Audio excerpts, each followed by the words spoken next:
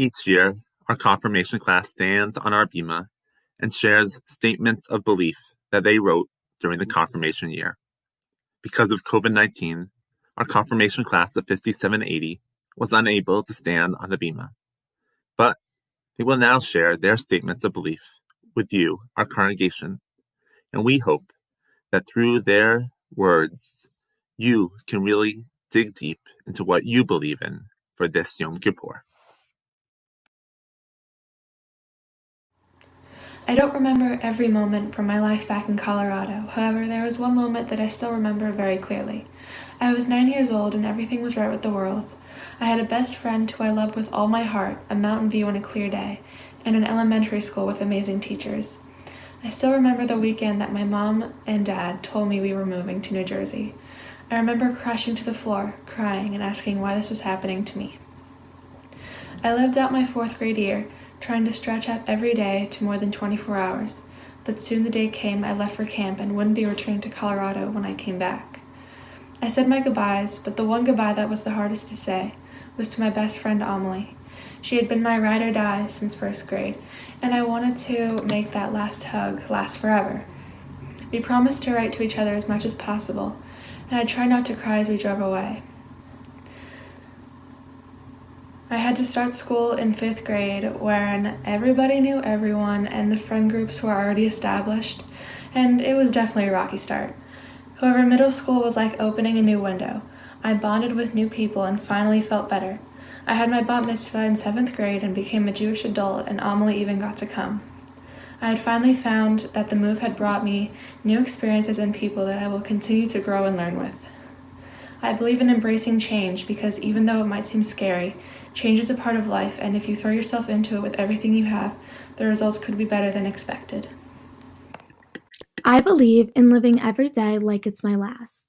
With the pandemic and the craziness in the world recently, I have noticed how much I take advantage of seeing my friends, peers, and family every single day.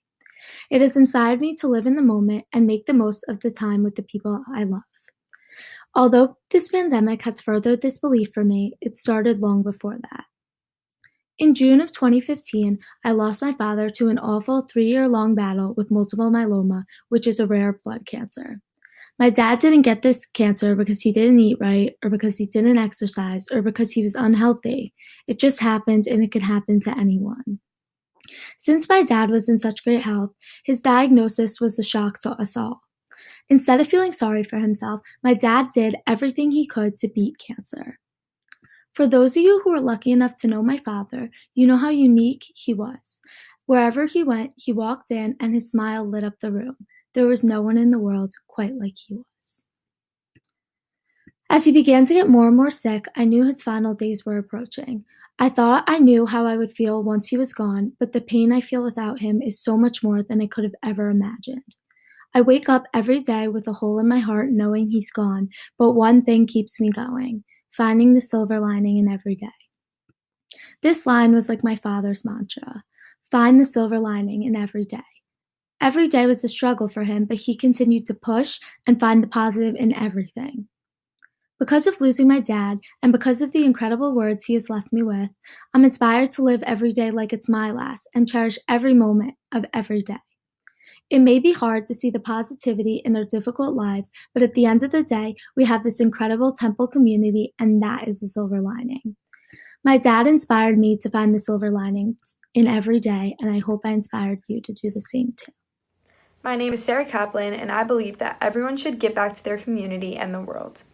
A few years ago, when I was reaching the age of 13, I was faced with a decision on what my mitzvah project would be. I thought long and hard about what I wanted to do to truly make an impact. A few years prior to my bat mitzvah, I found out that my mom had been diagnosed with breast cancer. My family and my personal journey through this hard time made me realize what I wanted to do. I ended up raising money for the Breast Cancer Research Foundation and hoped that the money donated accelerated the research in finding a cure and helped patients. This was one of the first moments in my life where I felt that I was truly making a difference in the world through my Jewish community. This experience led me to many different adventures. Last summer, I went on a community service trip to Hawaii. I know what some of you may be thinking, a community service trip to Hawaii, really? It may seem silly that I did service on one of the most beautiful places in the world, but poverty even strikes there. If you all saw the smiles on the impoverished children at the Boys and Girls Club I helped day after day, you may have thought differently. During this trip, I was able to make changes that truly mattered. I think that my confirmation class can agree on how meaningful these feelings of giving back are. This year in confirmation, I was given the opportunity to attend Bridges Run. I did so and helped organize food and different clothing for people in need. One moment hit me hard.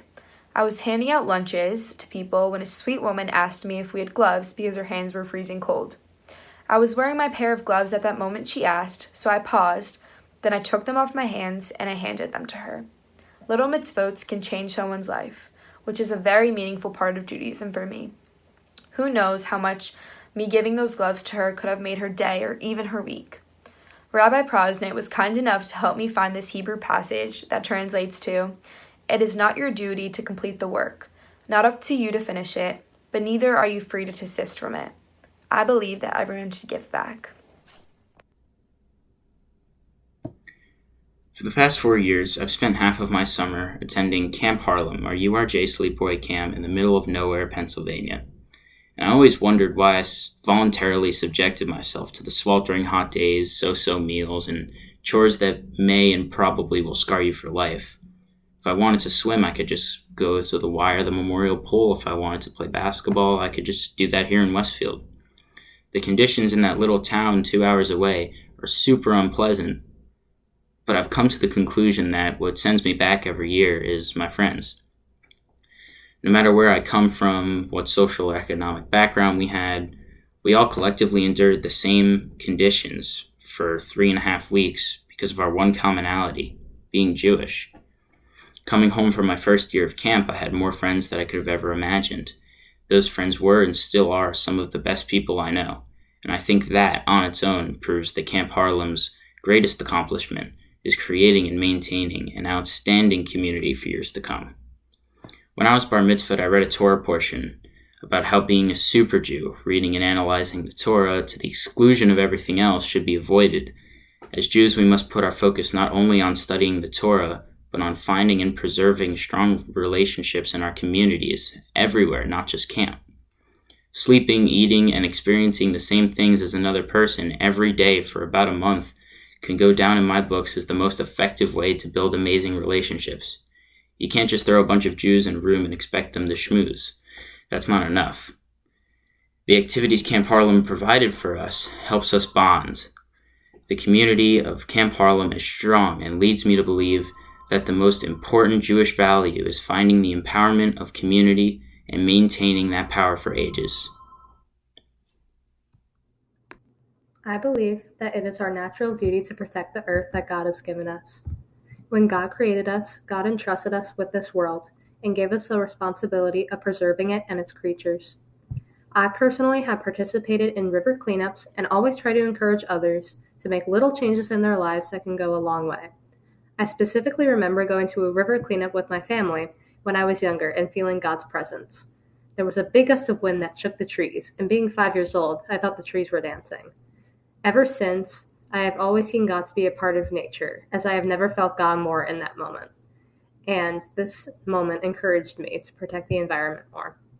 One example of how I protect the earth is I encourage my family to reduce the amount of plastic water bottles that we use, and we try to conserve as much electricity as possible. With all of the craziness surrounding the coronavirus right now, it's tough to think about the constantly declining condition of our environment. Since the world has been shut down, carbon emissions have gone down drastically, but it shouldn't take an international lockdown to prevent the earth from overheating. I've always appreciated how I've been taught from my parents from a young age to show compassion for others. I'm reflecting these core values that I've been taught by helping our environment for those that can't afford to. I recognize that I'm privileged, and the least I can do is to do my part in protecting our home. I believe that if everybody gives a bit of themselves to help nature, generations upon generations after our own will be able to appreciate God's gift. I believe that God hears prayers, not in the sense that if I pray for a new iPhone, I'd get one, but when a true effort is made. I think I realized this a bit more than 2 years ago when my grandfather was diagnosed with lung cancer. School had just let out for the year, and we immediately rushed to my grandmother's house to be with her. After a couple of days, my grandpa's body began to shut down, and we were forced to stop visiting him in order to let him rest. I vividly remember that one night I prayed to God before I went to sleep. I said, "Dear God, if it's best for my grandfather to live, let him live. If it'd be better for him to pass away, let him pass away." I went to sleep, and when I woke up, I received the news that he had passed away in his sleep that night. Although this could have been a coincidence, I choose to interpret this as the fact that when you make the solemn effort to pray to God, He, Him, they listens and grants it if it's worthwhile. But as I was writing this speech, I began to question myself. What exactly does worthwhile mean? Where's the line where I could be granted one thing, but not another? But then, I remembered how Rabbi Prosnit and Abra continue to tell us all year how Judaism is different for everyone. There are no set rules. And because all Jews have a different relationship with God, I think that this idea of wish boundaries is different for everyone as well. But I believe that for all Jews, God will listen to your prayers and answer them. I believe in perseverance, hard work, and determination. Through my experiences as a student, athlete, and family member, I have faced many obstacles that were difficult to overcome. Although they were difficult, I set goals and eventually accomplished what had seemed as the impossible. King Solomon, the biblical Israelite king, once said, "A righteous man falls down 7 times and gets up." I lived through this. I have fallen down as a result of my own self, as well as obstacles that were put in front of me. I have decided to get back up and not stay down. One event that is important to me and that I'm proud of is when I hit my first home run. In 2017, I joined a club softball team. This was a challenge within itself, as I've never played at this high of a level before. I wanted to make the team more than anything, so I trained hard and I obtained a spot on the team. Although I made the team, I was not in the starting lineup. This upset me, but it did not stop me. My dad, as he is one of my biggest supporters, wanted to push me. He told me that if I hit a home run over the fence, then I've earned myself a puppy. Everyone thought he was crazy, even me. I thought that this was impossible, as I've never even come close to hitting a home run before, as I was never a power hitter. I was determined to accomplish this goal, to prove that I'm capable of anything I put my mind to. Fast forward to a rainy, cold Mother's Day, Sunday, May 13th, 2018, the pitch came in, and almost felt as if it was in slow motion. I felt the effortless, smooth pop of the ball hitting the bat. I saw my coach, and at that moment, I knew I had done it and earned my puppy. I accomplished something that I thought I would never have been able to do. And by the way, I named my puppy Homer. With the help of perseverance, hard work, and determination, I am proud to be the person who I am today. When I was around 12 years old, I met a good friend of mine who told me a bittersweet story about his family. He said that long before his birth, his father, John, grew up in one of the poorest towns in all of New York. Once John grew to be a high school student, he studied day and night in an attempt to escape the treacherous town that he lived in.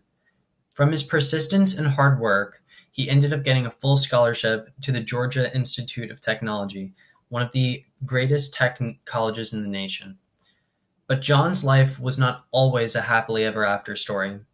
Due to his family's extremely low income, his options in life were limited from the start. From his minimal education to his malnutrition, John suffered many problems in a multitude of ways. Despite John's perseverant triumph over his own limitations, his story taught me a very powerful message, that everyone should have an equal amount of opportunity. I believe that every person, regardless of money or power, should have an opportunity level that is on par with the rest of society. Thank you. I believe that everything happens for a reason. It all is part of God's plan. There are times in life where you feel confused and you ask yourself a simple question, why? When times get tough, it's nice to believe that someone is watching over you and protecting you, even if life isn't always going your way. In 8th grade, a group of friends I felt very close to decided to shut me out. I, as an 8th grader, viewed this as one of the worst things that could happen, and I was heartbroken and couldn't understand why this had happened to me. Now I realize it could have been far worse, and looking back now, I realize how insignificant it was. Another experience that has helped shape this belief was when I moved to Westfield in 5th grade. I was so upset I wasn't going to get to finish 5th grade in my old school and graduate with my friends. My friends and I had been waiting for this for years, and now my family was moving. However, since moving to Westfield, I have made so many amazing friends and learned to adapt. This big milestone that I was initially so upset about ended up teaching me how to make new friends and get used to new experiences. Belonging to Temple Emanu-El community has been one of the greatest connections that I've experienced. Ultimately, I feel like I was meant to live in Westfield, and this was the plan.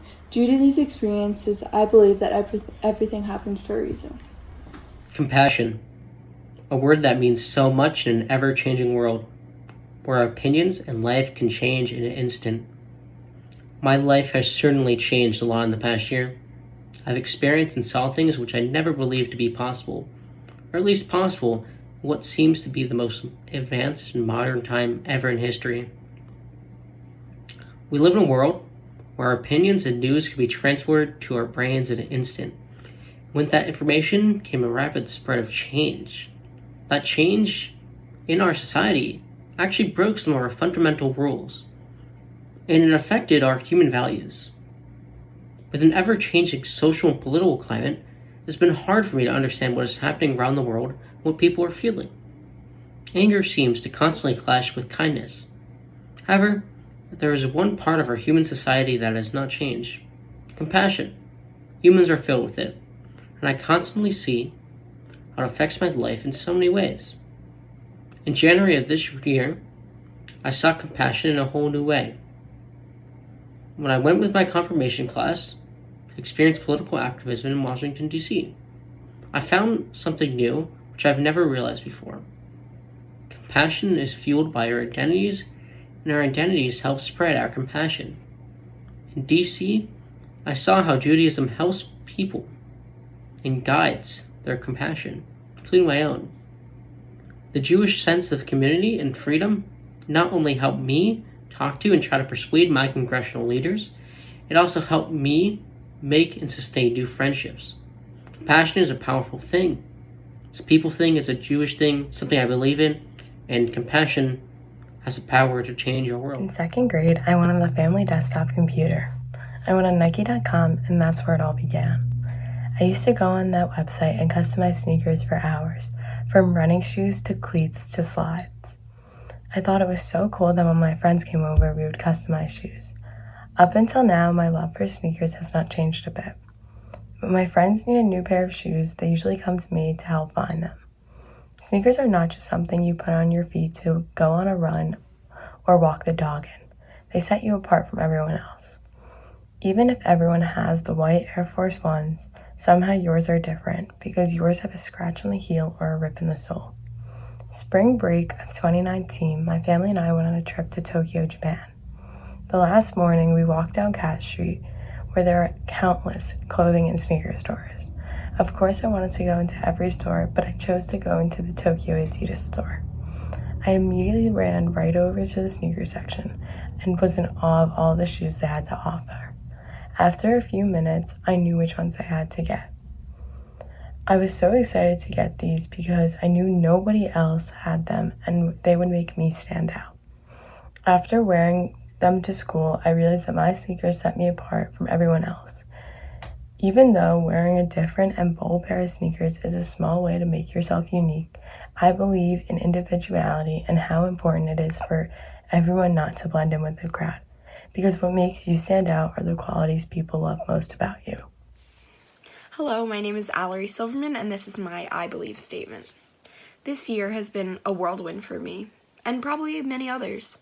I was diagnosed with celiac, I had surgery, and we are currently surviving a world pandemic right now. To many people, these may seem like very tragic events, but to me, I consider them part of my life journey. And these events have shaped me to who I am today. This is why I believe in silver linings. About 7 months ago, my dad had a stroke. Although I was heartbroken when I found out, I had realized that he had been working so hard for so many years, and this was his body telling him that he needed a break. This situation was so disappointing, especially because I was juggling many different things such as hard classes and the musical. Then a pandemic hit, and my dad came home, and to be honest, I was in a lot of shock. I could not eat with my family or even talk about how I was feeling because I was in such shock about everything that was going on with my dad. This pandemic forced me to be with my family all the time since mid-March. and now I'm closer with my dad than I ever was before. Little did I know that this pandemic would have such a great impact on me. This global tragedy has turned into a very positive thing for my family and I. Life was moving so fast, and I never got the time to even have a conversation every day with my little sisters or eat dinner at the dinner table. The amazing part about this crisis is that I became more empathetic towards my family. I learned new things about every one of them, and I embraced their flaws and even my own. I used this pandemic to also learn how to play the guitar and to stop and look how beautiful nature is, and I will be starting a blog about mental health in the near future. Life is so unexpected and will throw obstacles in our way, but it is pleasing to know that there is a silver lining behind every event. Hi, my name is Sam Katz, and I believe that people should stand up for themselves when they are discriminated against because of their religion, race, gender, or class. In 7th grade, I had to learn the hard way about standing up to injustice comments. One day during lunch, me and my friends were sitting behind this group of boys in our grade. They were acting how 7th grade boys do, throwing food, making jokes, and laughing loudly. Halfway into the lunch period, a boy in my grade came up to me and dropped a few coins on the table in front of me. Before the coins could even land on the table, their noise was masked with the sound of laughter. I looked up from the coins, red in the face, and I was so confused. I had no idea what was going on. Why were all my friends laughing at me? I didn't know what else to do, so I laughed along with them. That night, when I went home, I told my parents about what happened, and they were disgusted.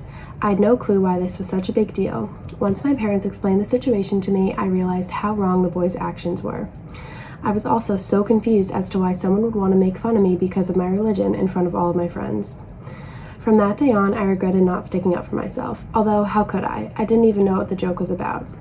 Fast forward to freshman year of high school, I was participating on the spring track team and had to tell my coach I'd be missing some practices and a meet because of the Hebrew school trip to Philly. He was annoyed at first because it was a few of us going on the trip, but eventually said, okay, and have fun. The trip was so amazing and we were so sad it had to end. The next day, back at practice, our coach came up to us and said, "So, how's your Jew camp?" All of our mouths dropped to the floor. We couldn't believe anybody, let alone a history teacher, would say something like that. We were all so offended and just stood there in shock. I knew that this was the time for me to stand up for myself and my friends. I quickly corrected our coach and made it very clear that was extremely wrong of him to say. After this, I immediately thought of what happened in 7th grade and how proud I was that I defended myself from discrimination against my religion. What I thought was going to be a fun game of dodgeball in my friend's basement ended up with me storming off as I used the sleeves of my sweatshirt to stop the flow of my tears. I ran out of the basement, quickly put my shoes on, and ran home as fast as I could. Before I tell you what happened during the game, let me say that I am one of the only Jewish kids in my friend group.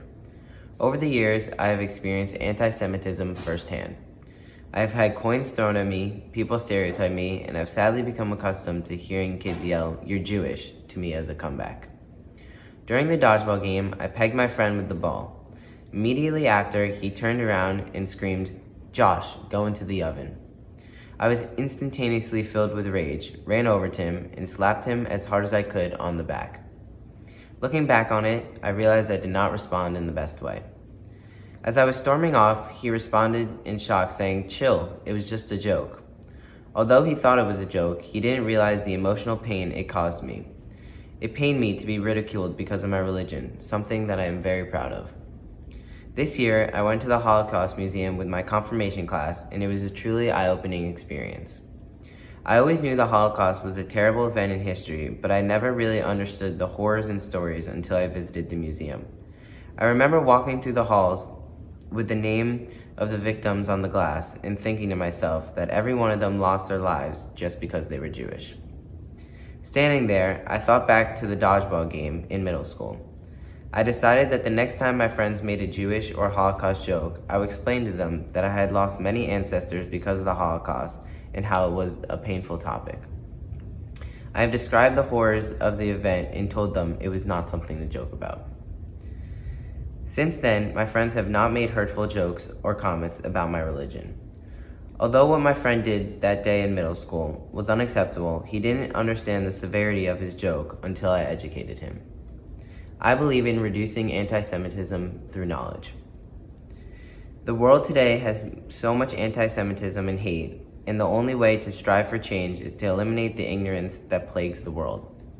My experience is just one out of millions, so if we all come together to educate, each of us can help make the world a better and less discriminatory place.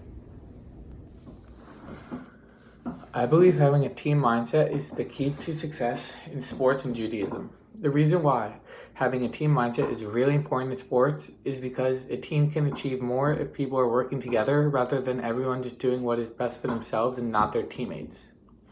In basketball, the sport that I am most passionate about, every player, whether you are the starting point guard or the last player coming off the bench, should have the same mindset. Working as a team to win.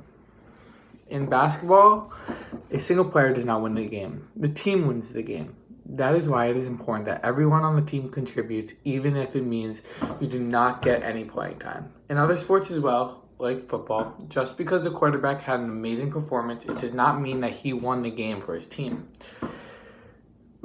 There are many players in football that do not get enough recognition for the hard work they put in. In Judaism, having a team mindset is very important, even if people do not realize it. Our congregation is a team. We support one another through the best times and the worst times. Whether it be someone who has lost a family member or someone who recently became sick, we as a congregation are always there for people in need. We also pray together and support other families by going to bar and bat mitzvahs and in times of need. Judaism also places a strong emphasis for team mindset through minyan. In sports and Judaism, it is important that everyone contributes. So that is why I believe having a team mindset is the key to success in sports and Judaism. Charles Dickens once said, "Happiness is a gift, and the trick is not to expect it, but to delight it when it comes." Happiness can be found in any situation. Happiness is anything you may find yourself smiling, laughing, grinning, or even crying at. On a fall afternoon, being able to jump in a dirty pile of leaves brought me happiness when I was little. Going on stage in front of my family with all of my friends, dancing to music you may have never heard of, brings me happiness. Watching movies on a Friday night with some popcorn and candy brings me happiness. As a confirmand, I was able to experience happiness in ways I could not think of.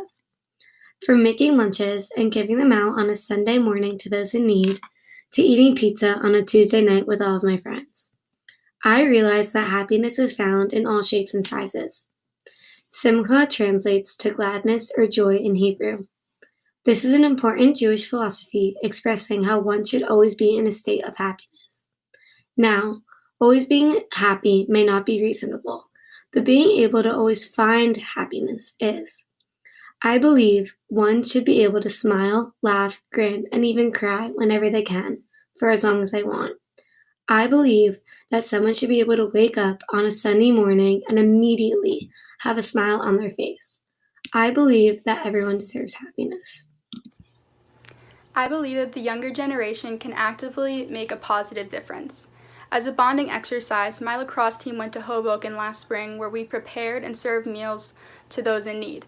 There's a lot that I take for granted: a house, a loving family, food on the table every night. It was an honor to be able to see the faces of the individuals that we were so directly helping. As they said grace over the meal we had just made, I saw how appreciative they were. It was eye-opening for me to see how in just taking a couple hours out of my own night, I was able to make a vast difference in someone else's. Upon walking out of the building, my team had unanimously agreed that we were looking forward to the next time we could return. For our confirmation trip, we traveled to Washington, D.C., where we were given the opportunity to advocate on behalf of the RAC and Temple Emanu-El on a wide variety of issues to our own New Jersey senators and representatives. Leading up to the weekend and during part of it, I was wary of how a bunch of 10th graders could make a difference in the political climate of our country, let alone be taken seriously by influential public servants. Much to my surprise, when meeting with Congressman Malinowski, he addressed us as though we were adults. It made me realize that while we cannot yet vote, there is no age limit on voicing the opinions of the next generation. I consider myself lucky to live in a country in which a given right is the ability to voice our own opinions and beliefs, as well as have been a part of a confirmation class in which we were always encouraged to do the same. Hi, I'm Amelia Golub, and I believe that everything happens the way it's supposed to. On April 1st, 2002, my mom's dad and my grandpa Robert passed away. I never had the chance to meet him, but from what I've heard, he was an amazing person. 2 years later, on April 1st, 2004, I was born. Out of all 365 days of the year, I was born on this one. And trust me, my mom was not happy about it first. The whole day, it was her worst fear that I would be born on this day, so much so that she managed to hold me in until 11:53 at night. But despite all this, I was still born on April 1st. A day that used to be such a sad day for my family, a day of mourning. For the first time on that day, we celebrated. Of course, I don't remember the first day of my life, but from what I do know, it was definitely a celebration of life. And what day could be more suited to acknowledge my grandpa than a day of celebrating life? My mom also decided to name me after him, making my middle name Rice, since his name was Robert. I do think this strange coincidence was supposed to happen. It managed to turn a sad day into a happy one where we all still celebrate for me and for him.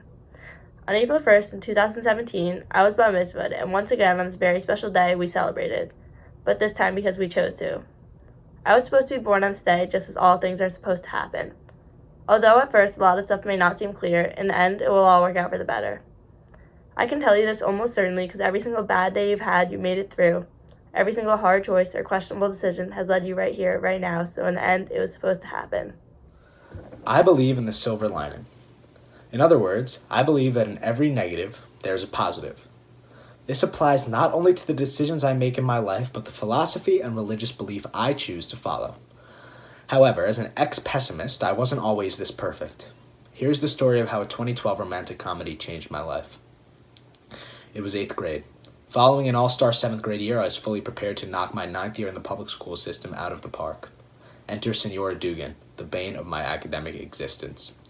2 weeks into my Spanish 2 career, I missed a homework assignment, which to be fair was a classic Andrew move. Little did I know that this teacher graded homeworks on a 100-point scale. After finishing the previous 8 marking periods without a grade lower than a 90, for the first time in my life I saw a C on my report card. For the next week I was distraught, devastated. Then I saw the David O. Russell film starring Bradley Cooper and Jennifer Lawrence, Silver Linings Playbook. Without spoiling this fantastic movie for any potential viewers, because it is integral to my story, I must include the point that the Silver Linings Playbook contains heavy motifs of a silver lining, the idea that all obstacles come with a gift. All obstacles come with the built-in ability of teaching you how to overcome similar obstacles in the future, or cope with shame in the event of failure. What I cared about most had been ruined. Years of unstoppable effort had been tarnished, something I had quite literally never experienced before. Despite the dread, I was able to take this as a learning experience.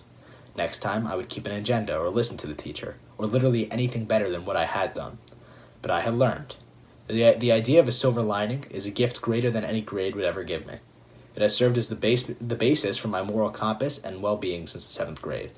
You try, you fail, you get up, and you succeed next time. Thanks, Bradley Cooper. While my story may not have been as emotionally powerful as some other people's, I think it should serve as a lesson to everyone who needs to hear it. For me, the silver lining is a source of hope, a light that follows every dark. As a former pessimist, I must ask any current practitioners, what is the point in disregarding hope? Back in November, my fellow confirmees and I participated in a Bridges Run. The Bridges outreach helps to supply food, clothes, and necessities to people experiencing homelessness in New York City, Newark, New Jersey, and Irvington, New Jersey. The Bridges Run is a part of the confirmation process, and everyone in the confirmation class volunteers for the organization at some point throughout the year, but the experience made a larger impact on me than I had expected. We arrived to a long line of people waiting for their delivery of sandwiches, hot chocolate, and snacks. It was freezing cold, and the men, women, and children wanted to get what they could. I felt guilty when we did not have enough food to give when people would ask for their kids at home. I assumed they would feel the same disappointment, but on the contrary, they were very thankful for what they received. On the way home, we brainstormed other ways we could help because this one donation did not seem like enough. Our confirmation class decided to donate jackets to the foundation after noticing that there were not enough jackets and sweatshirts in the correct sizes for everyone in need. This experience emphasized the importance of giving back. In January, our confirmation group took a trip to Washington, D.C. The weekend was centered around different issues in politics and how they relate to Jewish teachings. Learning about different issues that are so important, such as disability rights, mental health, abortion, and more, left me thinking about how many things there are to be advocating for. I lobbied for disability rights by speaking to a representative of Senator Menendez. We wanted Senator Menendez to co-sponsor the IDEA Full Funding Act S866.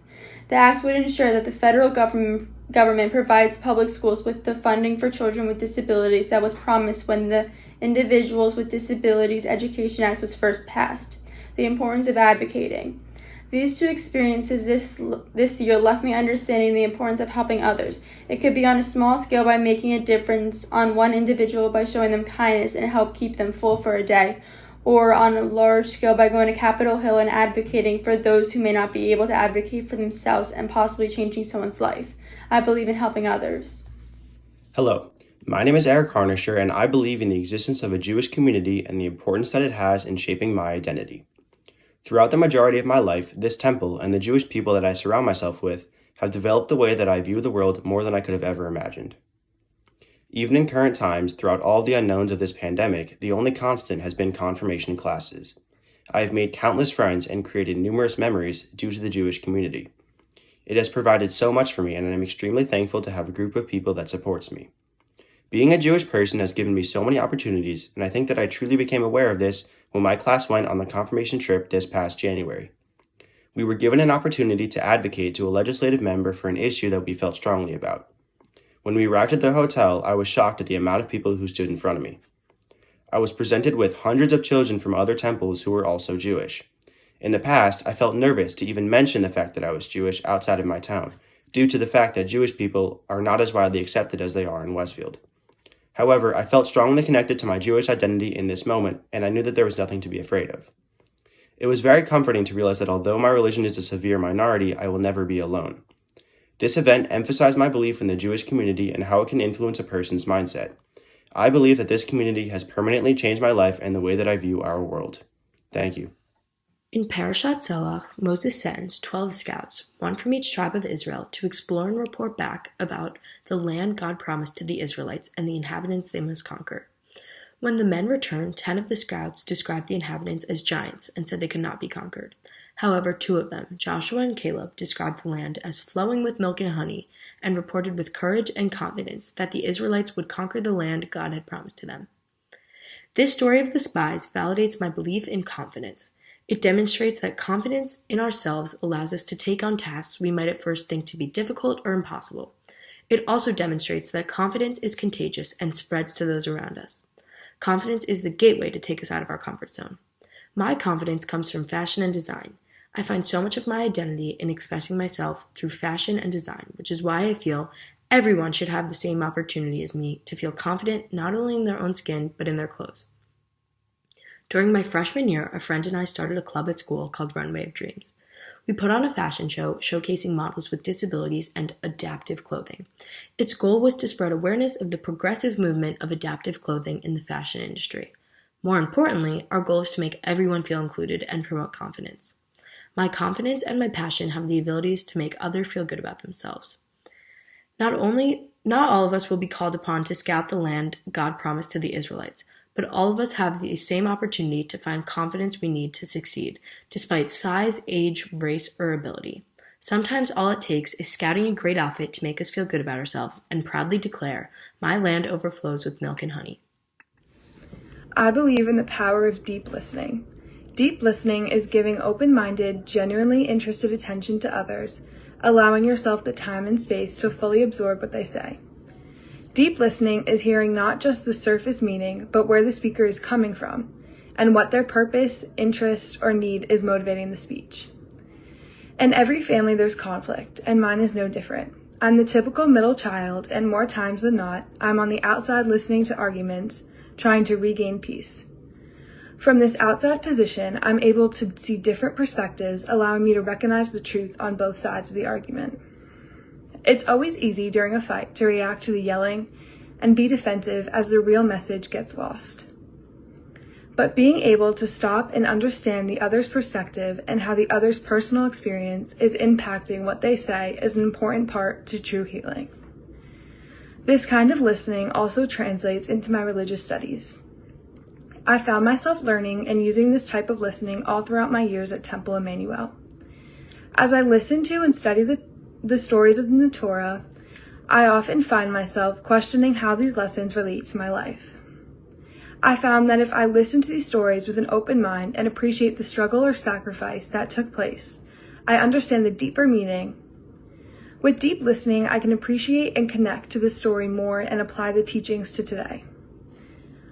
I've learned that you can't always control how somebody is communicating their feelings and getting their point across, but I can still choose to listen to them with an open mind and understand where that person is coming from. Allowing yourself to hear the deeper message takes patience, open-mindedness, and curiosity, which are all the exact skills that the rabbis and religious school teachers taught me here at Temple Emanu-El. I believe in the power of deep listening. This type of listening can bring communities together, both large and small, and it holds great power. I will take advantage of this power learned at Temple Emanu-El to do great things in my community.